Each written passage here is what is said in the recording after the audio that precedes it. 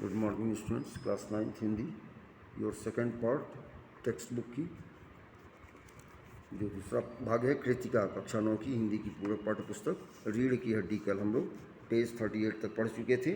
Page 39 आज हम पढ़ रहे हैं। Good morning children, be careful, see the page number 39। All the boys and girls. रीढ़ की हड्डी। गोरा प्रसाद, ठीक, लेकिन हाँ बेटी, तुमने कुछ इनाम विनाम भी जीते हैं। उमा चुप। रामस्वरूप इशारे के लिए खांसते हैं, लेकिन उमा चुप है। उसी तरह गर्दन झुकाए गोपाल प्रसाद अधीर हो उठते हैं और रामस्वरूप सक पकाते हैं। रामस्वरूप, जवाब दो उमा। गोपाल प्रसाद से हाँ हाँ जरा शर्माती है। इनाम तो इसने। गोरख प्रसाद, जरा रूखी आवाज़ में, जरा इसे भी मुंह खोलना चाहिए। रामस्वरूप, उमा देखो आप क्या कह रहे हो, जवाब दो ना। उमा हल्की लेकिन मजबूत आवाज़ में, क्या जवाब दूं बाबूजी? जब कुर्सी मेज़ बिकती है तब दुकानदार कुर्सी मेज़ से कुछ नहीं पूछता, सिर्फ खरीदार को दिखला देता है। पसंद आई तो अच्छा है, वरना। रामस्वरूप चौंक कर खड़े हो जाते हैं। उमा, अब मुझे कह लेने दीजिए बाबूजी। ये जो महाशय मेरे खरीदार बनकर आए हैं, इनसे ज़रा पूछिए कि क्या लड़कियों के दिल नहीं होता? क्या उनके चोट नहीं लगती? क्या बेबस भेड़ बकरियां हैं जिन्हें कसाई अच्छी तरह देखभाल कर? गोरख प्रसाद ताव में आकर, बाबू रामस्वरूप, आपने मेरी इज्जत उतारने के लिए मुझे यहाँ बुलाया था? और उमा तेज आवाज़ में, जी हाँ, और हमारी बेइज्जती नहीं होती तो जो आप इतनी देर से नाप तोल कर रहे हैं। और ज़रा अपने इन साहबजादे से पूछिए कि अभी पिछली फरवरी में ये लड़कियों के हॉस्टल के इर्द गिर्द क्यों घूम रहे थे। रोमिंग सेंस में आप घूमेंगे तो रोमिंग, फालतू घूमेंगे तो लोफर कहे जाएंगे, लोफिंग, ठीक है। और वहाँ से कैसे भगाए गए थे? शंकर, बाबूजी चलिए, last line of page number 39। रीढ़ की हड्डी। कृतिका। गोरख प्रसाद, लड़कियों के हॉस्टल में? क्या तुम कॉलेज में पढ़ी हो? PTO please turn over page 40, you can see in the text book. Kritika. Ramswaroop चुप, साइलेंट। उमा, जी हाँ, कॉलेज में पढ़ी हूँ, मैंने बीए पास किया है, कोई पाप नहीं किया, कोई चोरी नहीं की, और न आपके पुत्र की तरह ताक झांक कर कायरता दिखाई है। मुझे अपनी इज्जत अपने मान का ख्याल तो है, हॉस्टल में जो होता है आजकल दिनों, ध्यान दीजिए। लेकिन इनसे पूछिए कि ये किस तरह नौकरानी के पैरों पड़कर अपना मुंह छिपाकर भागे थे। रामस्वरूप, उमा, व्हाट, क्या क्वेश्चन कर रही गोरख प्रसाद खड़े होकर गुस्से में। बस हो चुका।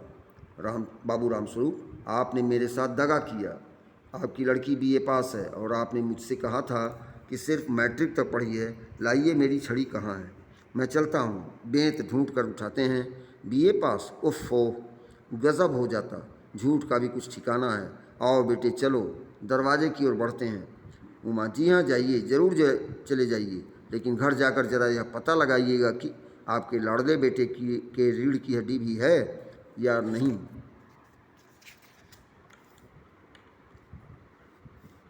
यानी बैकबोन। बाबू गोपाल प्रसाद के चेहरे पर बेबसी का गुस्सा था है और उनके लड़के के रुलासापन। दोनों बाहर चले जाते हैं। बाबू रामस्वरूप कुर्सी पर धम से बैठ जाते हैं। उमा सासा चुप हो जाती है। प्रेमा का घबराहट की हालत में आना। प्रेमा, उमा रो रही है। Next page, page number 41।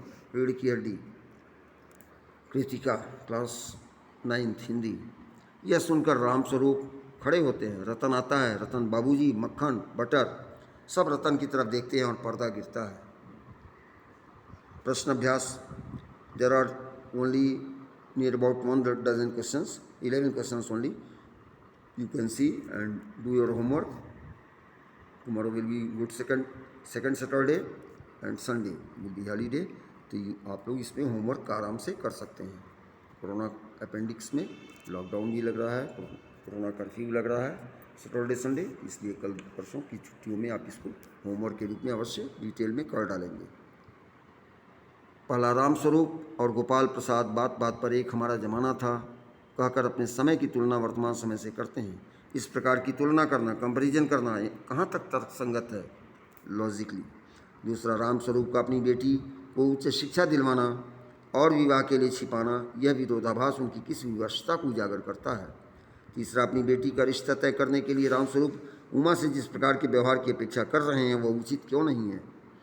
चौथा, गोपाल प्रसाद विवाह को बिजनेस मानते हैं और रामस्वरूप अपनी बेटी की उच्च शिक्षा छिपाते हैं। क्या आप मानते हैं कि दोनों ही समान रूप से अपराधी हैं? अपने विचार लिखें। पाँचवा, इन्वर्टेड कॉमास में है, किसी रिपोर्टेड स्पीच देखिए क्या दिया है, कही हुई बात, आपके लाडले बेटे की रीढ़ की हड्डी भी है या नहीं, अभी हम पढ़े हैं, जस्ट बाएं साइड पेज पर दिया है। जी हाँ, जाइए, ज़रूर चले जाइए, लेकिन घर जाकर जरा पता लगाइएगा कि आपके लाडले बेटे के रीढ़ की हड्डी भी है या नहीं, यानी बैकबोन। ये सब अभी तुरंत पढ़ा गया, उसी क्वेश्चन में आप आंसर मिल जाएगा बाएं साइड में। उमा इस कथन के माध्यम से शंकर की किन कमियों की ओर संकेत करना चाहती है? छठवां, शंकर जैसे लड़के या उमा जैसी लड़की समाज को कैसे व्यक्तित्व की जरूरत है? Personality, necessity of personality. तर्क सहित उत्तर दीजिए, लॉजिकली इसको प्रूव करिए, जैसे मैथ में आप करते हैं left hand side equal to right hand side proved, उसी तरह इसमें भी हिंदी में भी आप कर सकते हैं।